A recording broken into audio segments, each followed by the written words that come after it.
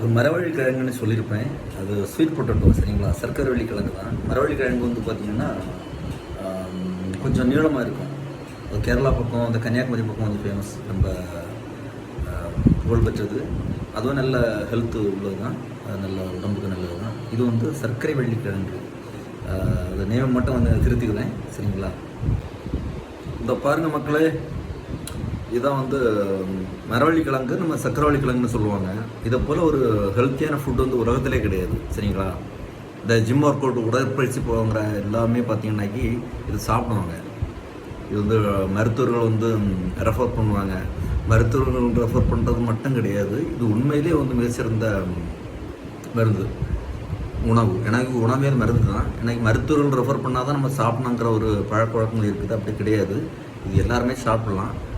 இது வந்து உள்ள மஞ்சளாக இருக்குன்னு 2 வகைகளில் 2-3 வகைகளில் கிடைக்குது. சிலது பார்த்திங்கன்னா வயலட் கலரில் இருக்கும் சரிங்களா.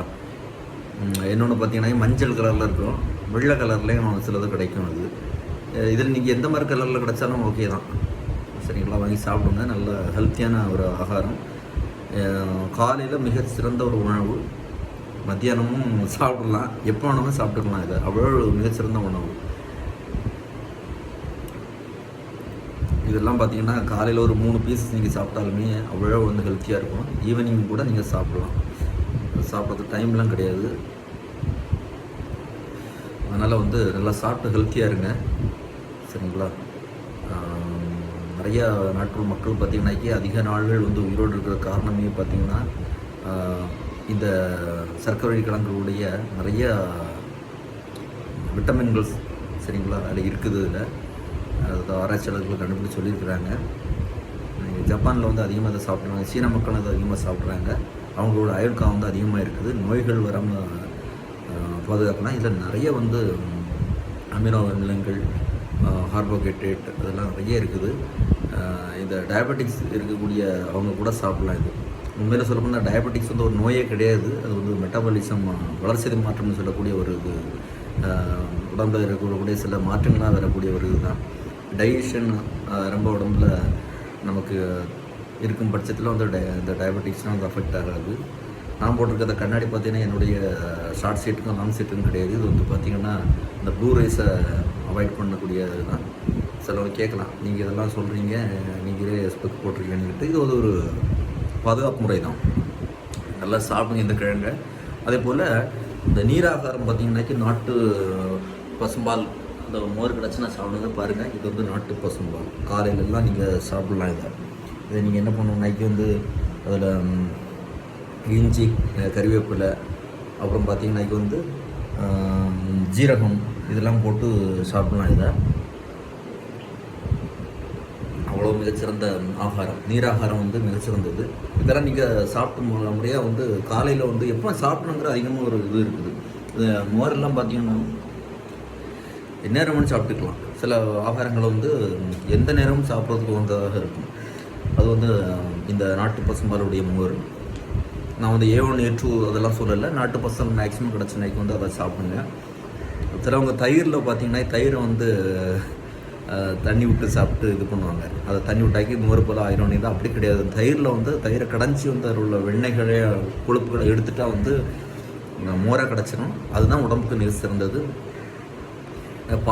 பால் அடைக்கட்டிகள், பால் பொருள்கள்லாம் உடம்புக்கு நல்லது கிடையாது மொத்தத்தில். அது வந்து சொல்லுவாங்க, அதில் இருக்கக்கூடிய கால்சியம் பார்த்திங்கன்னாக்கி வந்து நல்லது தான். அது நாட்டு மாட்டு பசும்பாலாக இருந்தால் பரவாயில்ல. நாட்டு மாட்டு பசும்பாலில் அதை கிடச்சி நாட்டு மாட்டுக்கு எங்கே போகிறது, எல்லாமே அழிச்சுட்டாங்க இந்த அரசியல்வாதிகள். வந்து எல்லாமே தரகர்கள் தானே, புரோக்கர்ஸாக இருக்கிறாங்க இவங்க மேற்கத்திய நாடுகளில் கலாச்சாரத்தை, பண்பாட்டை வந்து பின்பற்றி வந்துக்கிட்டு இருக்கிறோம். நம்மளுடைய நாட்டு மாடுகள்லாம் அழிஞ்சிடுச்சு மொத்தத்தில் சொல்ல போனாக்கி. நான் இருந்தாலும் ஒரு சில இடங்களில் இருக்குது. அப்படி கிடச்சினாக்கி ரொம்ப நல்லது. எனக்கு அதுக்கு ஒரு குறை சொல்லுவாங்க எல்லாரும், என்ன நாட்டு பண்ணு ஏன்னா இப்படிலாம் பேசுகிறாரு, A1 A2லாம் வந்து எப்படின்னா. எனக்கு கண்டிப்பாக வந்து அதோடைய இது வந்து எப்படி தான் வந்து இது பண்ணாலும் ஜெனட்டிக்கலி மாடிஃபைடு எதுவுமே இயற்கைக்கு எதிரானது தான். அதனால் வந்து என்ன தான் இருந்தாலுமே அதையெல்லாம் பார்க்கணும். நம்ம உடம்பு நமக்கு வந்து ஹெல்த்தியாக இருக்கிறதுக்கு வந்து மேக்ஸிமம் டொமஸ்டிக் டைப், அதாவது பழங்களில் பார்த்திங்கனாக்கி சீடு உள்ளதை சாப்பிட்ணும். அப்புறம் பார்த்திங்கனாக்கி மேக்ஸிமம் யூரியா அடிக்காத வந்து பயிர் வகைகள், அந்த அரிசிகள் அதில் சாப்பிட்றது ரொம்ப நல்லது.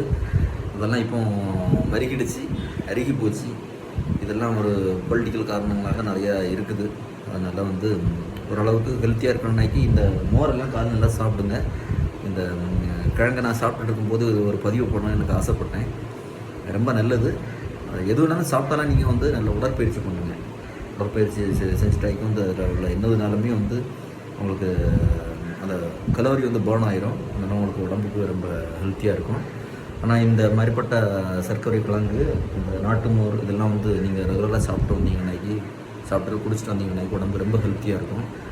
அந்த உடம்பு நல்லா வந்து ஹெல்த்தாக வச்சுக்கோங்க. எனக்கு நோய்கள் பலவிதமான நோய்கள் வந்து வருது. அதனால் ஹெல்த்தியாக சாப்பிடுங்க. நன்றி, வணக்கம்.